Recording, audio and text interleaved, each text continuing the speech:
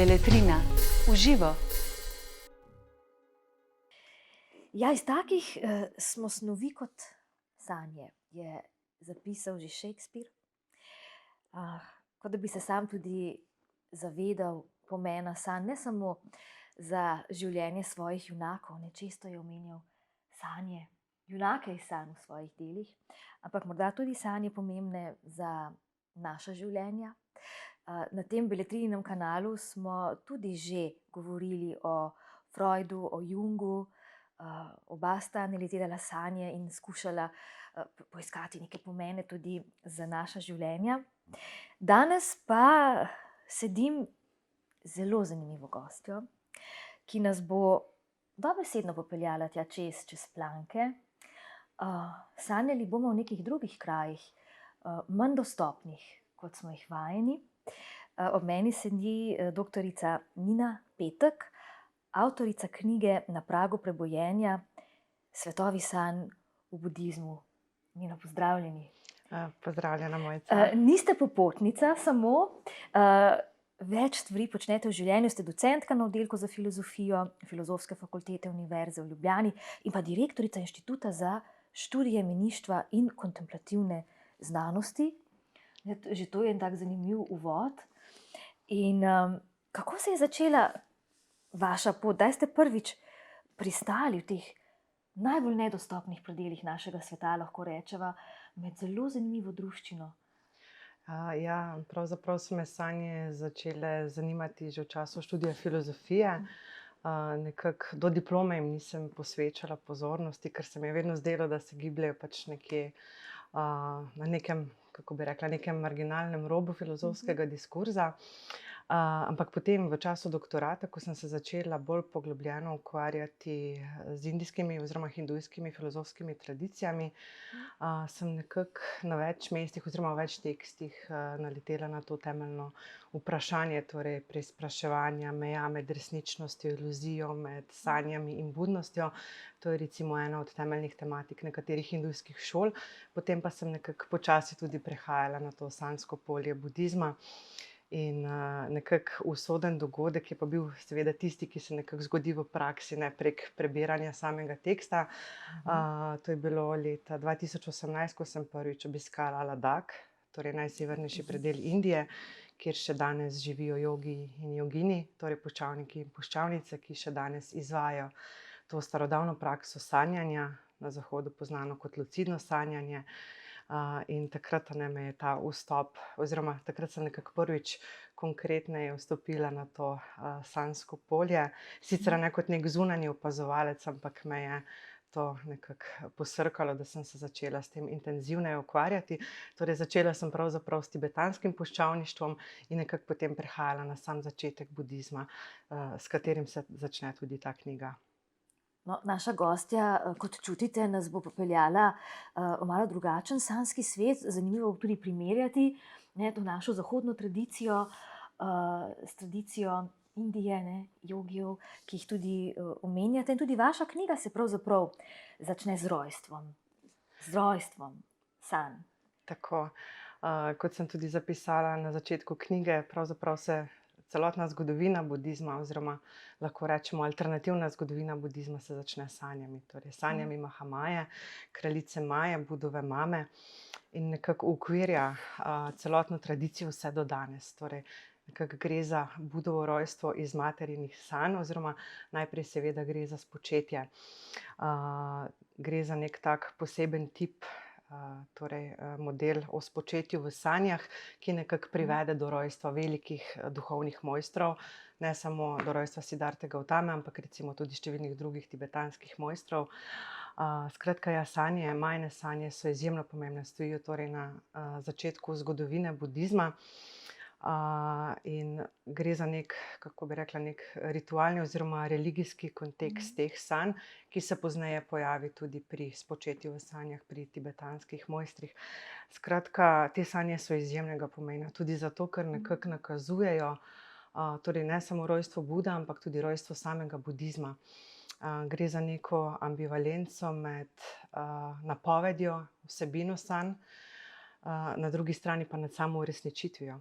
torej ko so brahmani, svečeniki, duhovniki, ki prihajajo iz vedske kulture oziroma vedskega duhovnega obzorja, ko so nekako vešči v interpretaciji sanj napovedali dva možna izida Majinih sanj, torej da se bo rodil veliki kralj ali pa asket, ki bo zapustil vse posvetno, je pravzaprav nekako, in da se bo rodil sin.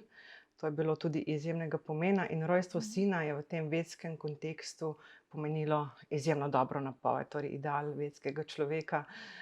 In seveda tega postvedskega obdobja je bil rojstvo zdravega sina in po tej plati recimo so sanje napovedovale neko dobro usodo še nerojenega, na drugi strani pa z rojstvom sina se zgodi ta bistveni odklon od te klasične vedske kulture in družbe. Torej Siddharta Gautama je bil zanikovalec nekaterih vedskih vrednot in nekako s tem se tudi začne rojstvo neke povsem nove tradicije. Budizem ima posebno mesto med religijami, je drugačen. Verjetno ni naključje, da imajo sanje tu tako pomembno vlogo. Večkrat rečemo, budizem je kot neka znanost naše samega sebe. Tu je samoanaliza zelo, zelo pomembna. Tako. Zdaj recimo že narava samega budizma je taka, da nekako poziva k razbijanju vseh iluzij. Torej predvsem, če malce splošneje povem, razbijanje iluzij o stalnosti. Torej vse je minljivo, vse se ves čas spreminja in recimo z nastankom budizma Mahajana so postale sanje tudi prikladna prispodoba za opisovanje nestalnosti sveta. Torej nekako tudi nekih iluzornih modifikacij, mentalnih modifikacij, ki jih tvori naša zavest. Torej na eni strani so bile sanje prispodoba, na drugi strani pa tudi kot soteriološka praksa. Torej budizem je usmerjen k osvobajanju od vseh nevšečnosti bivanja, od našega trpljenja. In pravzaprav, kar me je zelo pritegnilo v budizmu, je to, da so sanjam začeli pripisovati, predvsem budizem Mahajana, povsem drugo vlogo. Recimo v hindujskih šolah, v zgodnjem budizmu so bile sanje večinoma opredeljene kot neka mentalna vsebina, ki izkrivlja našo pravo sliko realnosti, oziroma se lahko nekako izgubimo v svojih sanjah, sanjam verjamemo in nekako nanje polagamo preveliko pozornost. Z budizmom Mahajana pa pravzaprav postane neko plodno prizorišče osvobajanja in s to prakso nekega lucidnega čuječnostnega sanjanja pravzaprav sanjalec ugotavlja nestalnost teh podob, seveda lahko tudi manipulira sanjsko vsebino, proizvaja različna iluzorna sanjska dejanja in pravzaprav takšna, kot so sanjska dejanja, kot so mentalne vsebine v sanjah, takšna je tudi budnost in tukaj gre potem za to projekcijo teh uvidov pridobljenih v sanjah, v samo budnost. In po tej plati je recimo vrhovna soteriološka praksa. Zdi se precej enostavno, ampak je strašansko kompleksna, ker gre za tantrične prakse. Vendar je pa lahko povlečeva nekaj vzporednic. Nedaleč stran ste nas sedaj odpeljali v sanjski svet tudi puščavnikov, puščavnic. Pa vendarle tudi v naši tradiciji seveda sanje niso samo skupek enih kaotičnih drobcev, odsevov našega realnega življenja. Imajo tudi vlogo analize, lahko so tudi navdih. Vemo, Mozart, mnogi so črpali navdih iz svojih sanj. Lahko so tudi preroške. Lahko povlečejo nekaj vzporednic med našo tradicijo Ja, gotovo. in sanjami v budizmu. Obstajajo številne vzporednice. Jaz sem se sicer knjige oziroma pisanja knjige lotila na drugačen način, kot sem zapisala v tem metodološkem delu na začetku, torej da puščam tradiciji, da se izreka sama skozi sebe, skozi svoje tekste, skozi pričevanja ljudi, čeprav me je mestoma mikalo, da bi šla v neko obsežnejšo primerjalno študijo, ampak sem nekako se držala te začrtane poti. Ja, seveda vzporednice ogromno, recimo sama omenim Freuda, ki ga ponavadi ne primerjajo toliko z budizmom, ampak se mi je zdelo zelo fascinantno, kako pravzaprav že ta sama ideja o nezavednem, ki je obstajala že v budizmu Mahajana, v šoli Yogačara v 4. stoletju našega štetja, torej recimo v šoli Yogačara, je bil kot nek rojstni kralj sanj opredeljeno to področje nezavednega, ki se skriva v tako imenovani shrambi zavesti. In potem seveda ob nekih okoliščinah oziroma ob videnju, srečanju z določenimi objekti, seveda ta vsebina privre na dan. In kar je tudi zanimivo, je, da so pripadniki Yogačare, ti sanske drobce, ki nekako po noči polnijo naš sanski svet, velikokrat izvirajo iz želje, ki je v budizmu opredeljena kot korenina vsega trpljenja. Tako da recimo že na tem mestu bi lahko poiskali kakšne zelo relevantne, zelo zanimive vzporednice. Potem tudi glede same sanske simbolike, recimo Freud veliko omenja izpadanje zob, torej kaj ta simbol v sanjah pomeni. Zdaj budizem, nekako splošno gledano, budistična filozofija sicer ni polagala toliko pozornosti na same simbole, ampak se recimo vendarle pojavljajo predvsem recimo pri kralju Ašoki, torej kaj pomenijo izpadli zobje, torej izgubo otroka oziroma pohabljenje lastnega otroka, in to nekako vztraja, recimo neki taki drobci vztrajajo skozi celotno zgodovino budizma.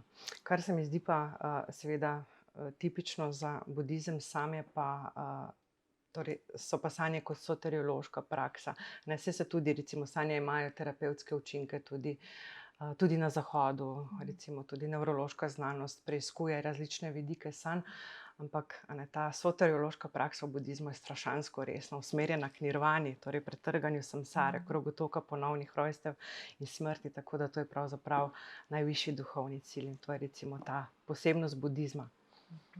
Ja, knjiga se resnično loteva različnih tem. Prepričana sem, da bo bralke in bralce zelo pritegnila sama analiza sanj, sanje kot take. Meni pa so bili zelo všeč tudi tisti, ki sanjajo. Tisti, ki jih opisujete, prav posebna srečanja, tudi opisujete eno, kako rečemo, prav legendarno puščavnico, ki je tudi razvila svojo metodo, ki je še merodajna tudi za ostale menihe. Še danes, ne, v Indiji. Tako še danes v Indiji in tudi v tem meniškem redu, ki izhaja iz te sprva neodvisne tradicije puščavnikov. Da, to je puščavnica Jogini Niguma, ki jo tudi omenim na koncu knjige. Nekako začela sem z Majo, končala sem z Nigumo. Seveda tudi namenoma, ampak povsem spontano, kot se kaže v sami tradiciji. Torej ženske so se nekako, kar izhaja že iz tega začetnega obdobja budizma, so se vedno gibale nekje na nekem marginalnem družbenem robu in glas, tudi kar se interpretacije sanj tiče, je imel vselej moški. Je razvidno iz številnih primerov. Ampak Niguma je bila pa tudi tista, ki se je nekako prav tako ves čas gibala na nekem robu in je potem pronicala v samo tradicijo in postala nekako tudi sam steber puščavniške tradicije. Sicer se omenjajo tudi puščavniki Tilopa Naropa, oni so pravzaprav ti začetniki, ampak so tudi številni dokazi oziroma številni zapisi, kako je Niguma tista, ki je razkrila to tako imenovano jogo oziroma dharmo san, ki je ena od 6 meditacijskih praks, ki jih še danes izvajajo puščavniki in puščavnice. Tako da nekako si same želijo ostajati na robu, ne recimo z nekim glasnim, pompoznim podajanjem nauka, ampak se tudi same pojavijo v sanjah, veliko bolj subtilno kot moški sanjavci. Ne vem, kako kamera to prenaša, ampak za trenutek sem vas doživela zdaj drugače, ko sva začela govoriti o puščavnicah in puščavnikih, se je prebudil tudi majčkeno ta, jaz mislim, da popotniški duh v vas. Za trenutek niste znanstvenica, ampak ta stik z ljudmi, ki je seveda nekaj posebnega na vsaki naši poti, pa ni treba daleč. Pa vendarle, kako ste prišli v stik sploh z menihi, s puščavniki? Predstavljam si, da iz svojih izkušenj vem, da ni tako samoumevno in enostavno, da vstopiš tudi v njihov svet in da te sprejmejo in zaupajo določene skrivnosti. Recimo takrat, ko sem prvič potovala v Ladak, še sploh nisem imela kakšnega izdelanega načrta, da bom srečala puščavnika ali puščavnico, samo pač, kako bi rekla, neke skromne želje, ampak se je pa zgodilo to, da sem že takrat nekako se seznanila prvič s to tradicijo, ampak precej kot nek zunanji opazovalec. Leta 2019 in potem letošnje leto pa smo že resneje krenili tudi na naš raziskovalni teren. In smo srečali tudi številne puščavnike in tudi puščavnice, kar me je še posebej razveselilo. Skratka, danes mogoče si predstavljamo, da so danes puščavniki popolnoma odrezani od družbenega dogajanja, ampak je precej drugače. Recimo obiskali smo Zanskar, ki je najbolj odročna himalajska dolina, in tam nekako puščavniki in puščavnice so zelo, zelo aktivno vključeni v družbo. Torej veljajo za izjemno velike duhovne avtoritete, ljudje se k njim zatekajo po nasvete, Budov nauk, učenje Budovega nauka. Hkratka so nekako integralni del družbe in nekako tudi sami prispevajo k temu, da družba deluje oziroma se ohranja oziroma obstaja na nek harmoničen način, kar pa ne pomeni, da so se puščavniki vrnili v družbo.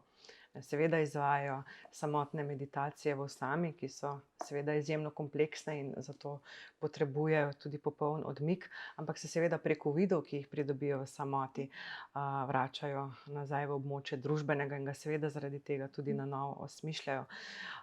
Tako da, kako bi rekla, danes ni tako strašansko težko, da najdeš kakšnega puščavnika, ker tudi ljudje jih zelo dobro poznajo, še posebej recimo v Zanskarju, kjer živi okrog 2000 ljudi in se vsi poznajo med sabo, in seveda tudi so nas nekako napotili k puščavnikom, ki pa so nas tudi prijazno sprejeli. Ja, zelo odvisno tudi od regije. Tako. Ampak te stiki, verjamem, so rodili potem tudi to zamisel o inštitutu za študij meništva. Tako, torej ti Kar je edinstveno, ne, pri nas zdaj, res. Tako, torej moj kolega, tudi kako naj rečem, moj cimer na oddelku za filozofijo se že dolgo ukvarja z egiptovskim puščavništvom. In potem smo nekako tudi prišla na idejo, oziroma da bi nekako ustanovili neko skupno institucionalno osnovo, kjer bi združili te svoje interese. Ne samo, kar se tiče same filozofije, samih filozofskih preiskav, ampak tudi različnih terapevtskih vidikov. Zato se nama je pridružil tudi dr. Borut Škodlar, psihiater, ki se tudi ukvarja z različnimi kontemplativnimi praksami, kot nekimi tudi terapevtskimi metodami. To je zelo tesno povezano v vseh puščavniških tradicijah, tako da smo se nekako odločili za ustanovitev našega inštituta, in v okviru katerega in seveda tudi oddelka za filozofijo izvajamo raziskave še naprej. Zelo zanimiva knjiga, ki prepleta vaše izkušnje, tudi vaš pogled na same sanje, pa tudi prevode pomembnih budističnih tekstov. Tako, torej nekako, ko sem začela prebirati hagiografsko literaturo, oziroma literaturo, ki vsebuje določen delež hagiografskih drobcev, torej opisov življenja Siddharte Gautame Bude, sem pravzaprav nekako vselej naletela na sanje. Torej, ne samo na majhne sanje, ampak sanje Budovih ožjih družinskih članov, potem celo sanje demona, največjega sovražnika, najslovitejšega demona v zgodovini budizma. In pravzaprav so me na eni strani torej samo srečanje s tradicijo v Ladaku, na drugi strani sami teksti, kako so pravzaprav polni te sanjske vsebine, ki je prej nisem opazila, oziroma sem jo samo tako brezbrižno ušvrknila, kako pravzaprav nekako teksti bohtijo od teh sanjskih podob, in sem se tudi odločila potem za prevode posameznih odlomkov, večinoma ne besedil v celoti, ker so to strašansko dolga besedila, tako da predvsem veliko sem prevedla mahajanskih del, torej mahajanskih suter, ki so tudi nekako po slogovni plati čudovita besedila, polna metaforike, ki je povezana s sanjami in nekako nas kar popelje v ta mahajanski svet iluzij. In v sanskrt. Tako, tudi v sanskrt, ki je jezik klasičnih filozofskih tekstov v kontekstu hinduizma in hkrati tudi budistične mahajanske tradicije. Tudi to vas je povezalo s številnimi drugimi inštituti. Vem, da precej tudi sodelujete s podobnimi znanstveniki po svetu.